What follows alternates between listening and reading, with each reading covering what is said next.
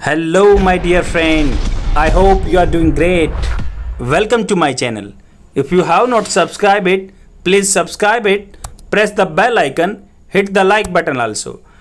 And friends, today I will discuss about the geography questions. From the 71st question, already I have covered 70 questions in my previous video of the geography.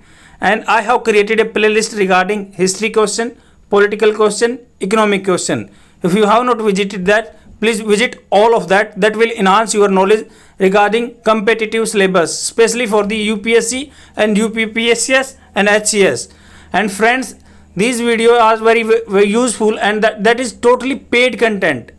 And you will get this content here in free amount. Please share among your friends. Let's get started. Beginning with the 71st question. 71वां question देखते हैं. With reference to the erosional landforms, which of the following statements is correct? Erosional landforms के बारे में बताया गया, कौन सी स्टेटमेंट करेक्ट है? A canyon is almost equal in width at its top as well as its bottom. Erosional landform होता है जो मान लो मिट्टी का कटाव होने के बाद लैंडफॉर्म से आकृति बनती है, उसके बारे में बताया है. कैनियन होता है घाटी. Canyon is almost equal in width at the top and bottom. Canyon क्या है? टॉप और बॉटम से क्या इक्वल विड्थ चौड़ाई की होती है. And the second statement is potholes are formed in the lower course. जो पोथ होल हैं क्या लोअर कोर्स में बनते हैं, जो मान लो नदी का बिल्कुल निचला हिस्सा है of the river due to turbulent flow of the water. क्या टर्बुलेंट फ्लो की वजह से पोथ होल बनते हैं. And the third statement is entrenched meanders are the symmetrical and ingrown meanders are the asymmetrical. जो मान लो एंट्रेंस नाम है जिनका, वो सिमेट्रिकल होते हैं मियांडर्स, और इनग्रोन बोला है क्या वो एसिमेट्रिकल होते हैं, उनमें सिमेट्री नहीं होती, ऊंचे नीचे होते हैं क्या. तो फ्रेंड्स, आपको साथ के साथ क्वेश्चन अटेम्प्ट करते जाना है और अपना आंसर मार्क करते जाना है. इससे क्या है, आप कंपेटिटिव एग्जाम में बैठोगे तो आपको कॉन्फिडेंस रहेगा और आपको लंबे समय तक चीज़ें याद रहेंगी, तो आप इजीली एग्जाम निकाल दोगे. और ये मैंने हिंदी में भी क्वेश्चन आंसर प्रोवाइड किया हुआ है. आप अपना आंसर मार्क कीजिए. ए है फर्स्ट ओनली, बी है सेकंड ओनली, सी है थर्ड ओनली और डी है second and third.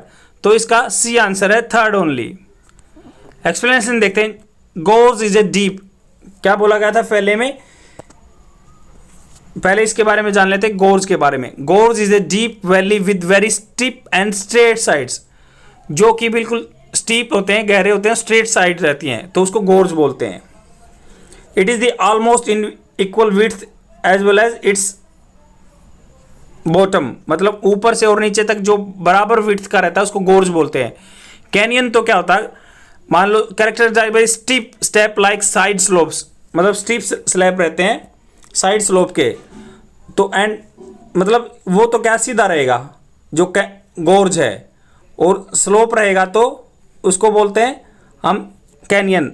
And might be as deep as gorge. Gorge जितना भी ये डीप हो सकता है. Hence a canyon is a wider at its top and bottom से क्या है, ये ज़्यादा चौड़ा ऊपर रहता है. तो आप ऐसे ध्यान कर सकते हैं, क्योंकि ये जैसे नदी में देखो आप, इरोजनल लैंडफॉर्म्स जो पानी की वजह से कट जाता है, तो यहाँ पे इसकी चौड़ाई ज़्यादा है और नीचे नीचे जाते कम हो जाती है, इसकी स्लैंट में रहता है, तो इसको हम बोलेंगे कैनियन. घाटी बन गई है. और अगर गोर्ज के बारे में बात करें तो वो ऐसे रहेगा सीधा, ऊपर से विड्थ भी बराबर होगी, नीचे से विड्थ बराबर होगी. And the second statement also incorrect. Potholes are cylindrical holes. जो पोथ होल होते हैं, जैसे आपने रोड पे देखा होगा, आपने न्यूज़पेपर में हमें पढ़ा होगा हमेशा कि जो रोड पे पोथ होल की वजह से रोड एक्सीडेंट हो रहे हैं, इंसिडेंट्स बढ़ रहे हैं, तो पोथ होल क्या होता है, सिलेंड्रिकल. मान लो रोड में खड्डा टाइप में हो जाता है तो उसको ही पोथ होल बोलते हैं. और रिवर बेड में होते हैं, मतलब बिल्कुल ही नीचे वाली सतह में जो रिवर के वहाँ पे होते हैं. And diameter by the action of the flowing water. Flowing water के एक्शन से वो बीच में खाई हो जाती है, उसको ही आप पोथ होल बोलोगे. They are found in the upper course of the river due to turbulent flow. ये लोअर कोर्स में नहीं पाते, अपर कोर्स में आपको मिलते हैं. It has enough potential energy to erode vertically. मतलब इसमें क्या है, अपर जो टर्बुलेंट फ्लो है उसमें पोटेंशियल इनफ रहता है जिस नीचे होल करने के लिए. देखो आप ये पिक्चर के द्वारा समझ सकते हैं. मान लो आपने रोड पे ऐसा सर्कल बना हुआ देखा होगा, उसको पोथ होल बोलते हैं. ये अपर लेयर की पानी की जो है उसमें ज़्यादा टर्बुलेंट रहता है और वो इसमें खड्डा कर देती है कंक्रीट अच्छी क्वालिटी का नहीं होता तब ये होता है। तो ये रिवर बेड में भी बन सकता है, जो रिवर का बेड है जहाँ पे रिवर बहती है। And the third statement is correct, entrenched meanders are the symmetrical valley. जो एंट्रेंजिंग मतलब मियांडर बोलते हैं इसलिए करेक्ट है कि ये सिमेट्रिकल रहता है, ऐसे आप जाओगे तो सिमेट्रिकल रहेगा। अगर ये ऊपर नीचे है मान लो फिर ये से छोटा हो गया तो इनग्रोन मियांडर बोलेंगे। नेक्स्ट क्वेश्चन देखते हैं, जैसे ये है इसका पिक्चर। नेक्स्ट क्वेश्चन देखने से पहले जैसे इसमें क्या है, ये चीज़ें यहाँ छोटी हो गई और यहाँ पे बड़ी हो गई, बट इसमें सिमिलर है, तो ये इनग्रोन हो गया और ये आपका एंट्रेंच हो गया। ये एंट्रेंच, ये इनग्रोन। इनग्रोन आप ऐसे याद रख सकते हो कि इनग्रोन जो इन में है कभी इन होगा कभी आउट होगा, तो इसकी डिस्टेंस सेम नहीं रहेगी। 72nd क्वेश्चन देखते हैं, arrange the following cities from the east to west. City दी गई है, इनको ईस्ट से वेस्ट तक हमें अरेंज करना है। और फ्रेंड्स ये ज्योग्राफी का बिल्कुल मैप बेस्ड क्वेश्चन है, तो आपको एड्रेस अपने पास रखनी है तब भी आप ज्योग्राफी के लेक्चर देख रहे हो या ज्योग्राफी पढ़ रहे हो, इससे आपको लंबे टाइम तक चीज़ें याद रहेंगी। फर्स्ट है दमास्कस, सेकंड है अंकारा, थर्ड है बगदाद और फोर्थ है रियाद। तो फ्रेंड्स आपको पता होगा ये सारी की सारी कैपिटल हैं और इनको ईस्ट टू वेस्ट में आपको अरेंज करना है। ए है 4 3 2 1, मतलब ईस्ट से वेस्ट की तरफ जाते हैं क्या, पहले 4 3 2 1 ऐसे आता है। बी है 3 4 2 1, सी है 3 4 1 2, डी है 4 3 1 2। इसका सॉल्यूशन डी है। All the option of the are capital of the countries of the West Asia, जो वेस्ट एशिया बोलते हैं, मिडल ईस्ट बोलते हैं, उनकी ये कैपिटल है कंट्री की। जो दमास्कस है सीरिया की कैपिटल है, अंकारा है टर्की की है, बगदाद है इराक की, रियाद है सऊदी अरबिया की। और आपकी हेल्प के लिए मैंने यहाँ पे ये मैप भी लगा दिया गया है। सीरिया, जैसे सीरिया की कैपिटल दमास्कस ये रही, और अंकारा है टर्की की, तो ये सीरिया से ऊपर है अंकारा, टर्की। देखो यहाँ पे सीरिया है और ऊपर आपका टर्की है, मेडिटेरियन सी के ऊपर टर्की मिलेगा आपको, साइड में सीरिया मिलेगा। ये लेबनान है, ये इजराइल है। तो आपको चीज़ें लंबे समय तक याद रखनी है, तो मैप को एक बार खोल के देखना है। इजिप्ट है, सऊदी अरबिया, इधर इराक है, और ये बगदाद है आपका, बगदाद, और ये रियाद है। तो अब आपको पता चल गया होगा कि मैप में हम कहाँ बातें कर रहे हैं, और इसका इसलिए आंसर करेक्ट पता चल गया आपको। 73rd क्वेश्चन देखते हैं। The term Bathynomus raksasa recently seen in news, ये एक जानवर का, जो जानवर बोलते हैं हम उसको, तो उसका नाम दिया हुआ है, कोई एनिमल है तो उसको नाम दिया है बैथोनमस राक्षसा। तो उसके बारे में स्टेटमेंट दी गई है, traditional religion ritual practice by the tribes in the Arunachal Pradesh. तो अरुणाचल प्रदेश में जो ट्रेडिशनल रिलीजन फॉलो किए जाते हैं, क्या वो उसका नाम है?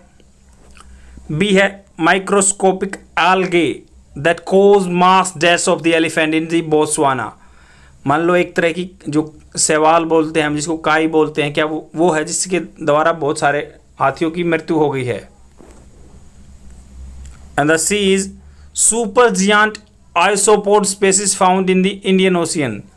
क्या सुपर जियांट जो पाई गई विशाल आइसोपोड प्रजातियां है जो इंडियन ओशियन में मिलती है। एंड डी है tree frog that is endemic to the Western Ghat. क्या मेंढक जो है वो वेस्टर्न घाट में जो वहाँ पे रहता है उसका नाम दिया गया है। आप अपना आंसर मार्क कीजिए, साथ के साथ गलत होता है कोई दिक्कत नहीं है, आप यहाँ से सीख लोगे, और करेक्ट होता तो आपका मतलब प्रिपरेशन अच्छी जा रही है। सॉल्यूशन सी है इसका। Recently scientist have reported discovery of the first super giant isopod species that is eastern India ocean name. जो ईस्टर्न का जो इंडियन ओशियन है वहाँ पे इसका नाम दिया गया बाइथोनोमस राक्षसा। तो राक्षस से आप ऐसे याद रख सकते हैं कि बड़े जीव दैत्य की बात की गई है, बड़ा जीव है जो एनिमल है।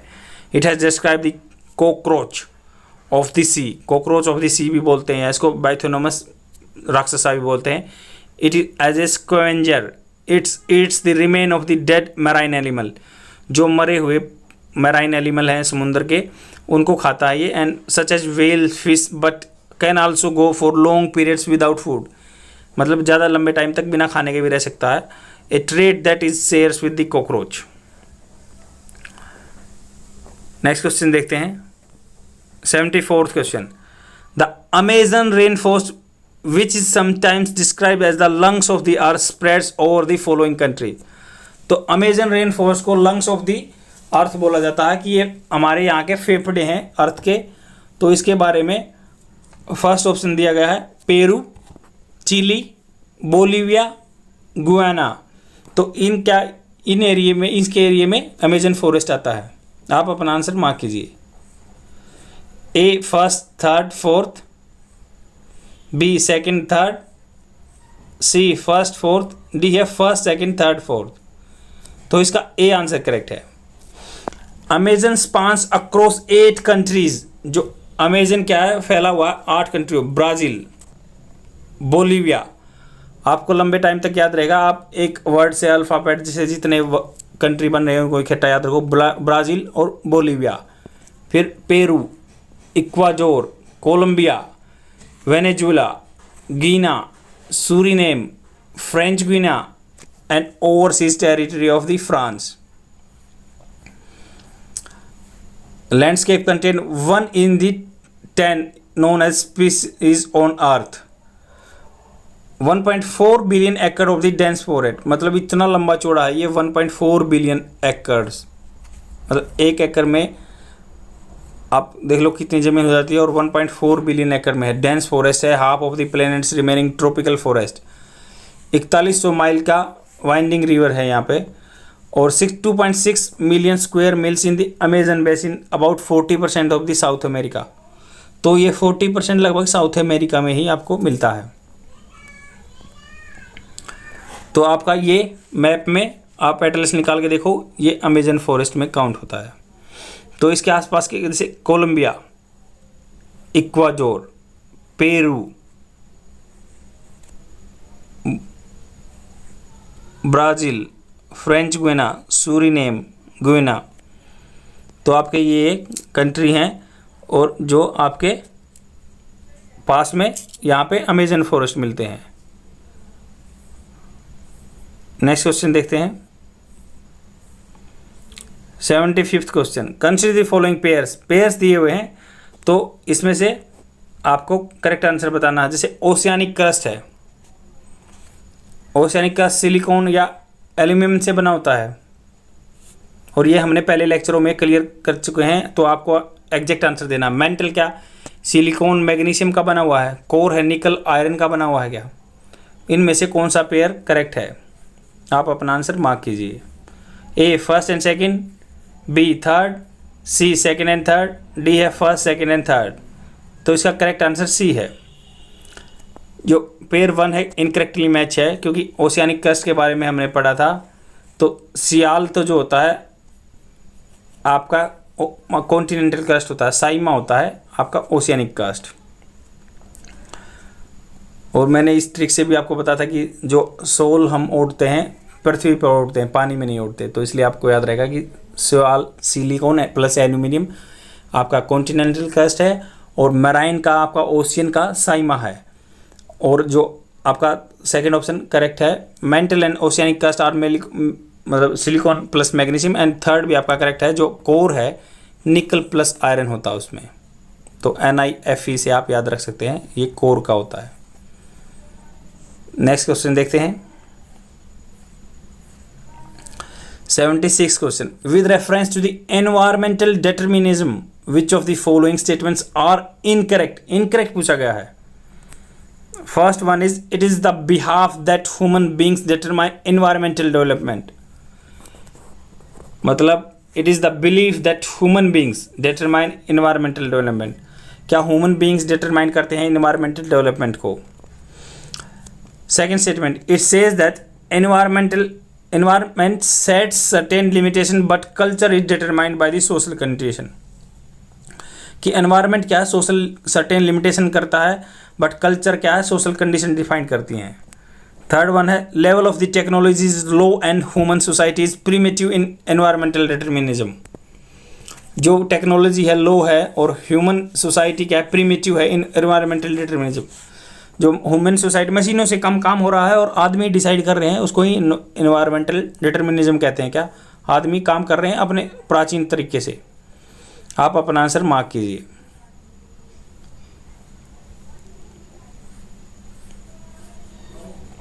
ए फर्स्ट ओनली, बी है फर्स्ट एंड सेकंड, सी है सेकंड और डी है फर्स्ट सेकंड एंड थर्ड। तो आपका डी आंसर करेक्ट है, तीनों ही इनकरेक्ट है। मतलब environmental determinism is a belief, मतलब ये मानना है कि that environment and its physical factors such as land forms, climate determines help the pattern of the human culture and societal environment. मतलब एनवायरमेंट है, जो आपका क्लाइमेट है, वो आपके कल्चर पे भी इफेक्ट डालेगा और सोसाइटी डेवलपमेंट पे भी फर्क डालेगा। इसको एनवायरमेंटल डिटर्मिनिज्म, मतलब एनवायरमेंट डिटरमाइन करता है कि आपकी सोसाइटी कैसे होगी, कल्चर कैसे होगा आपका, यही है। तो उसको ही पॉसिबिलिज्म इज द थ्योरी, मतलब पॉसिबिलिज्म क्या है, मान लो जो पॉसिबल है। Theory environmental set certain limitation but culture is otherwise determined by social condition. तो सेकंड स्टेटमेंट भी इसका इनकरेक्ट है, क्योंकि जो पॉसिबिलिज्म क्या थ्योरी है, जिसमें बताता है कि एनवायरमेंटल सम लिमिटेशन आप पे रखता है but culture depend by the social condition, जो आपका सोशल कंडीशन पे ही डिसाइड होगा आपका कल्चर। थर्ड वन भी इनकरेक्ट है, क्योंकि बोला गया in this type of interaction the level of technology is very low, human development is premature. Human development कम होगा क्योंकि प्राचीन होगा, आपकी टेक्नोलॉजी कम होगी। तो नेक्स्ट क्वेश्चन देखते हैं। 77th question, the military conflict over Nagorno Karabakh बोलते हैं इसको, रीजन को, recently in the news between which of the countries. आपको न्यूज़ में बहुत बार पता चला कि वहाँ पे कॉन्फ्लिक्ट हुआ है, न्यूज़ टीवी में आता रहता था। तो आप अपना आंसर मार्क कीजिए। फर्स्ट है आर्मेनिया एंड अजरबैजान के बीच में, आर्मेनिया या रसिया के बीच में, अजरबैजान जॉर्जिया के बीच में, आर्मेनिया या जॉर्जिया के बीच में। तो इसका ऑब्वियसली है करेक्ट आंसर ए है।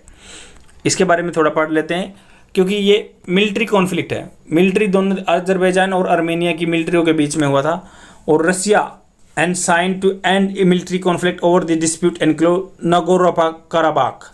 The region is internationally recognised as Azerbaijani. Azerbaijan की जगह इंटरनेशनली बताया गया है, but has run by the ethnic Armenians since 1994। तो जो अजरबैजान की ज़मीन बताते हैं यूनाइटेड नेशन, बट आर्मेनी जो कंट्री है, आर्मेनिया के बंदे वो 1994 से वहाँ पे अपना रूल चला रहे हैं। Under the deal Azerbaijan will hold on to the area of the Nagorno-Karabakh and that it has taken during the conflict. तो जो वर्डिक्ट आया उसके दौरान अजरबैजान की वो ज़मीन दे दी गई है, और Armenia has agreed to withdraw from the several other adjacent area. तो आर्मेनिया ने बोल दिया है कि आप अलग एरिया में चले जाओ। नेक्स्ट क्वेश्चन देखते हैं। 78th question, with reference to the quarterly activities of the following statement is or are correct. जो क्वार्टरली एक्टिविटीज़ के बारे में बताया गया है, कौन सी स्टेटमेंट करेक्ट है? First statement, quarterly activities are performed by the highest level of decision maker. जो activities higher level of decision maker है उनके द्वारा ली जाती हैं। Second statement, these are referred to as white collar job. क्या इनको वाइट कॉलर जॉब बोला जाता है? थर्ड वन इज जजेस come under the quarterly sector. जजेस क्वार्टरली सेक्टर के अंदर आते हैं क्या? Which of the following statements above statements are correct? आप अपना आंसर मार्क कीजिए। A first only, B second only, C first and third, और डी है फर्स्ट सेकेंड एंड थर्ड। तो इसका बी आंसर करेक्ट है। जो क्वार्टरली आपकी एंड क्विनरी, दो टाइप की एक्टिविटीज़ होती हैं, quaternary and quinary are the types of the tertiary activities. मतलब क्वार्टर आपको पता है कि चतुर्थ बोल दिया, क्विनरी जो स्पेशल होती है। तो ये टर्सरी एक्टिविटी होती है जिनमें मान लो डायरेक्ट रॉ मटेरियल का नहीं होता, इसमें टेक्नोलॉजी एंड इनोवेशन की बात की जाती है, जैसे जो हमारे इनोवेशन बेस पे रहती हैं। तो सर्विसेज क्या है? एडवांस फॉर्म में थे, involving specialised knowledge and technical skills, while quinary activities are perform by the highest level of decision maker. जो जिसमें टेक्नोलॉजी की ज़्यादा यूज है उसको क्वाटरनरी बोल दिया गया है, और जो क्यूनरी है जिसमें डिसीजन मेकर हायर लेवल के लगते हैं जैसे पॉलिटिशियन या आईएएस वगैरह, तो उसको क्यूनरी बोल देते हैं। स्टेटमेंट सेकंड करेक्ट है। Activities under the quaternary sector are called the white collar job and the under quinary sectors are the called gold collar job. मतलब गोल्ड कॉलर जॉब वो बोला जाता है हाईएस्ट डिसीजन मेकर है, जैसे judiciary के हैं तो उनको गोल्ड कॉलर जॉब बोलेंगे जुडिशरी को, या क्वाटरनरी उसको बोलेंगे जो वाइट कॉलर जॉब है। मान लिया आपके इनोवेशन या इंजीनियर बहुत बड़े बड़े साइंटिस्ट रहते हैं, तो जजेस are the part of the highest level of decision maker, they come under quinary activities. तो आपकी जो डिसीजन मेकर आती है क्यूनरी एक्टिविटीज के अंदर आती है। नेक्स्ट क्वेश्चन देखते हैं 79th question. Arrange the following Indian Ocean island nation from the north to south. First one is Comoros, second one is Mauritius, third one is Maldives, fourth one is Seychelles. तो north to south आपको arrange करना है, map based question है, तो आप अपनी Atlas खोल के आंसर दीजिए, आपको लंबे टाइम तक याद रहेगा। A third fourth second one, B है fourth third second one, C है fourth third first two and 3 4 first second. तो इसका आपका डी आंसर करेक्ट है। मैप में है तो आप मैप खोलो और आप देखो साउथ अफ्रीका यहाँ पे है, आपका तंजानिया यहाँ पे है, तो ये आपका यूएई है, यमन है, और ये आपका ईरान है, पाकिस्तान, इंडिया। तो इन चीज़ों से आपको इसको नॉर्थ टू साउथ अरेंज कर लो तो आपका पता चल जाएगा कौन सा कहाँ पे चीज़ें हैं। आप मैप का ज़रूर यूज़ करो एक बार। नेक्स्ट क्वेश्चन देखते हैं 80th question. Consider the following statements दी गई हैं। The first one is the level of the ocean water is higher near the equator than in the middle latitude.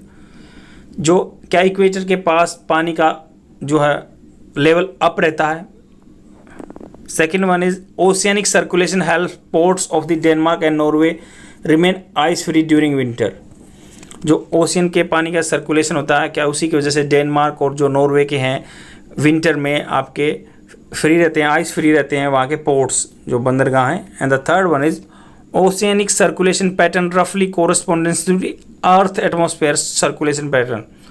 जो ओशियन का सर्कुलेशन पैटर्न है रफली correspondence के बराबर इक्वल होता है अर्थ के एटमॉस्फेरिक सर्कुलेशन के बराबर। आप अपना आंसर मार्क कीजिए कौन सा इसमें करेक्ट आंसर है। ए है फर्स्ट एंड सेकंड, बी है सेकंड एंड थर्ड, सी है फर्स्ट एंड थर्ड, और डी है फर्स्ट सेकंड एंड थर्ड। तो आपका फर्स्ट आंसर करेक्ट है। Heating by the solar energy causes the water to expand. मतलब आपका सूर्य की ऊर्जा से जो पानी गर्म होगा एक्सपेंड हो जाएगा, वहाँ पे लेवल बढ़ जाएगा, इसलिए आपका ट्रोप इक्वेटर के पास हायर लेवल होता है, 8 सेंटीमीटर ज़्यादा रहता है और जगह से। सेकेंड स्टेटमेंट भी आपका करेक्ट है। Ocean currents are act like the conveyor belt.